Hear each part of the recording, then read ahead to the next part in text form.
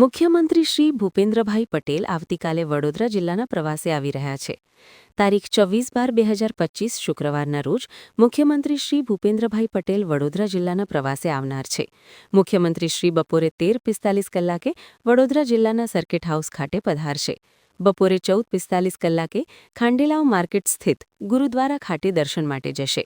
ત્યારબાદ 15:20 કલાકે નવલખી મેદાન ખાતે કાર્યક્રમમાં ઉપસ્થિત રહેશે.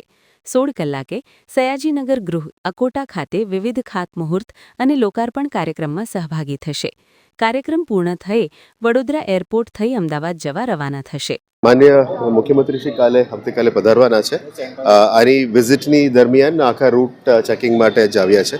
અત્યારે ગુરુદ્વારાની પણ વિઝિટ છે, એટલે ગુરુદ્વારાની સંચાલકો અને ટ્રસ્ટીઝ અને આયોજકો સાથે પણ એ લોકોની તૈયારીની ખાલી જસ્ટ 2 મિનિટની બેઠક હતી.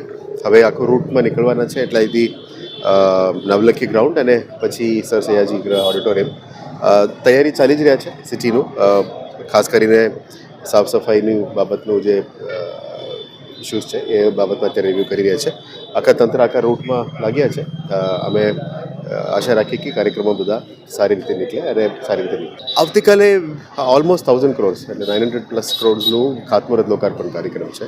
હજી સુધી ફાઇનલાઇઝેશન થઈ રહ્યા છે, હજી ફાઇનલ નથી થઈ, પણ વડોદરાવાસીઓનું સુખાકારી માટે જે પણ સિટી ગવર્મેન્ટ વડોદરા મહાનગરપાલિકા તરફથી થવાનું છે, આ તમામ થોડું ઘણું લોકાર્પણમાં છે, થોડું ઘણું ખાતમુહૂર્તમાં છે.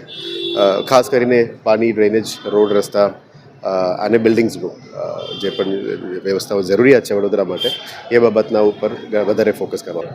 અમે આવનારા દિવસોમાં સિટી ટ્રાફિક બાબતમાં મારા અને પોલીસ કમિશનરશ્રીનું એક મિટિંગ છે, જોઈન્ટ મિટિંગ થવાનું છે.